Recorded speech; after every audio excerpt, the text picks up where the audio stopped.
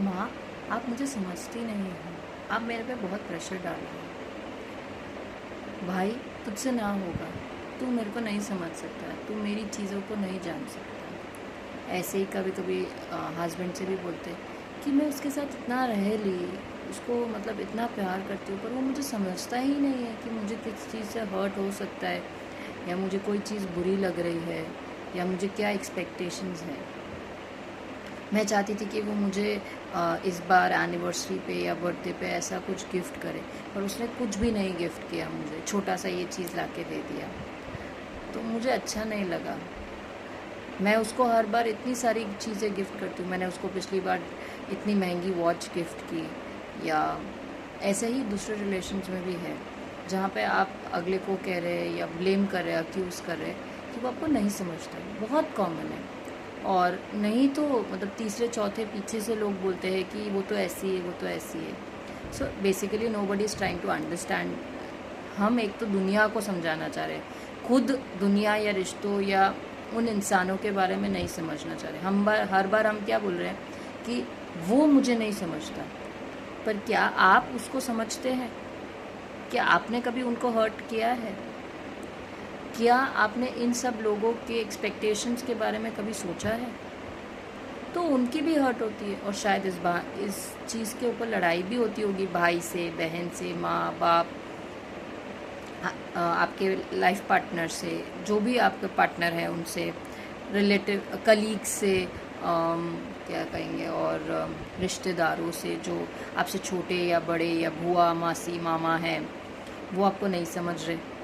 पहला, एक तो आप उनको समझिए। दूसरा, लाइफ को इतना सीरियसली मत लीजिए कि किसी एक जने के समझने या न समझने से आपकी ज़िंदगी की सार्थकता, the meaning of your life depends on how everybody understands you और does not understand you. Okay. Third, आप चीज़ों को हम लोग चाहते हैं कि लोग हमारे रिलेशन को परफेक्टली एनालाइज करें, समझिए। जैसे आपने देखा है, आपने इतने सारे हस्बैंड वाइफ के रिलेशन देखे हैं, तो आपको लगता है यही तरीका है, ये नॉर्मल तरीका है किसी को समझने का या समझाने का। इसमें मैं कहना चाहूँगी हर रिलेशनशिप का नॉर्मल अलग होता है, और कॉन्फ्लिक्ट्स को थोड़ा नॉर्मलाइज करिए। उससे भी ज़्यादा उसके ऊपर उठने को, मतलब when there is a relation, you both are against the problem, you both are not the problem. अगर आप माँ से लड़ाई कर रहे, पापा से लड़ाई कर रहे हैं, या किसी से भी लड़ाई कर रहे हैं, लड़ाई मतलब कॉन्फ्लिक्ट, बहस करें कि वो आपको नहीं समझ रहे, तो ट्राई करिए कि आप उनका व्यू पॉइंट समझ सके और वो आपका, और बीच के रास्ते पे आइए। यहाँ पे आप दोनों अगेंस्ट नहीं है एक दूसरे के, पर आप दोनों इस बात से लड़ रहे हैं कि आपकी लाइफ में या उनकी लाइफ में क्या अच्छा है। And sometimes you need to understand कि आपका नज़रिया उनका नज़रिया अलग है।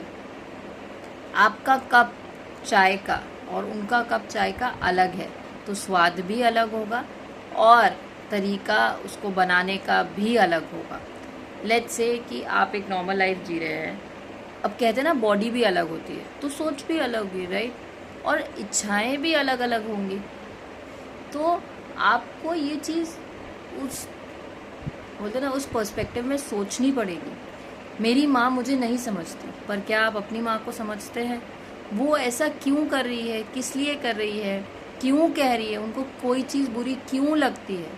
अगर वो आपसे परफेक्शन भी एक्सपेक्ट कर रही है, तो उससे डिस्कस कीजिए मैच्योरली। अगर हम सिर्फ लड़ाई करेंगे और बहस करेंगे, उल्टा सीधा बोलेंगे, तो उससे प्रॉब्लम सॉल्व नहीं हो रही है। आपको बीच का रास्ता निकालना पड़ेगा। Either you go their way, either you go your way, and if both don't work out, you find a mid way. There is a mid way always, where the relationship matters more than the conflict. Expectation perfection की बंद कीजिए। हर relationship में हर इंसान से गलती होगी। अब आपको फॉरगिव करना है एंड फॉरगेट करना है, या उसी को लेके बैठना है और उसको याद करते रहना है और अगले को भी याद दिलाते रहना है, ब्लेम करते रहना है। So that is your view point, पर उससे रिश्ता मीठा नहीं रहेगा।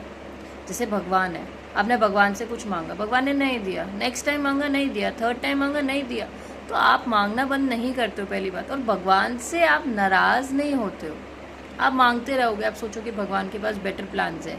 आप एक बिलीफ या लव मेंटेन करते हो, तो आपको ये चीज़ हर रिलेशनशिप में भी डालनी होगी।